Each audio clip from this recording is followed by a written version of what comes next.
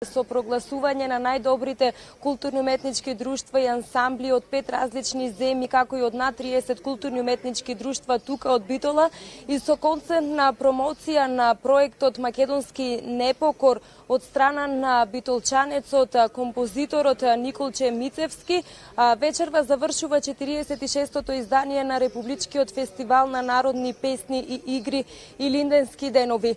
Навистина голем број содржини, пропратни содржини во текот на изминатите денови се случуваат тука во Битола на различни локации во градот.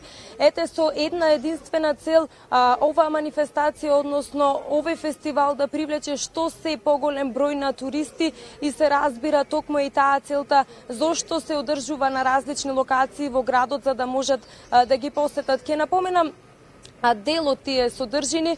Ете, на самиот почеток, односно на официјалното отварање, имавме тука дефиле по Широксокак. Тоа е традиционално дефиле на кое што учествуваат сите учесници, како што кажавме годинава, над 1000 учесници од над 30 културно-уметнички друштва тука од Македонија и од 5 различни земји во светот. Исто така во изминатите денови се одржа и детска ликовна работилница, изложба на народни носи, исто така секој ден напладне во чаршија. На вистина беше весело разиграно, каде што секое културно-уметничко друштво со свој перформанс настапи пред битолчани, но и пред сите посетители во градот, кој што морам да кажам, барем во овој летен период на вистина ги има во голем број, а тука се и оние иселеници од Австралија или од Европа, од Америка, од прекуокеанските земји, кои што токму во летниот период се враќаат тука во Македонија.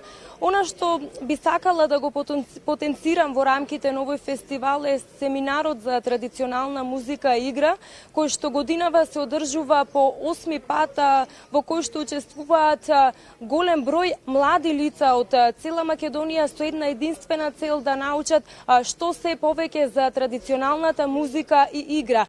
Традиционално по 8 пат во рамките на Републичкиот фестивал на народни песни, игри и Линденски денови. Денеска започна и семинарот за традиционална музика и игра. Во рамките на семинарот до 1 август млади од цела Македонија ќе имаат можност да изучуваат традиционалната музика и игра, како и да ги научат најбитните сегменти на еден ансамбл: народни ора, народни инструменти, пеење и носии. Исто така ќе бидат реализирани работилници за методика на народни ора, а за прв пат ќе има и работилници за традиционално пеење и традиционални инструменти. Семинарот за традиционална музика и игра ќе може да премине, односно ќе биде семинар за традиционална музика и игра, но ќе има и 2 курса, а тоа се 2 курса. Едниот курс ќе биде за пеење, а другиот курс ќе биде за музички инструменти, односно за ударни музички инструменти, каде што нашиот колега Христијан Николовски, кој е изработувач на тапани, тој ќе работи и теоријата, но и практиката на тоа како се изработува тапанот, како се обработува ореовото дрво, како се доаѓа до тапан и како у суштина како станува ударен инструмент, како станува инструмент за оркестри или за соло интерпретација. Од година во година се зголемува бројот на млади кои се заинтересирани за учество на семинарот, велат организаторите. Пред 8 години започнаме со некои 7 или 8 курсисти, а оваа година, односно лани, имаше преку 80 курсисти. Оваа година исто имаме најава околу 70 курсисти, што исто можеби ќе постигне поголема бројка. Значи, само бројката која ќе може да се проследи или ќе се направи една ретроспектива од годините до сега, ќе може да се види колкава е заинтересираност, односно колкава е помошта на сите овие културно-уметнички друштва и ансамбли кои ние тука ја нудиме за прв пат годинава. Можам да кажам дека во однос на предавачите до сега бевме 5 предавачи, годинава е зголемен бројот на 9 предавачи. Целта на организирање на семинарот за традиционална музика и игра е да се помогне на културно-уметничките друштва да можат полесно и попрофесионално да ги имплементираат методите и сегментите врзани со традиционалните вредности.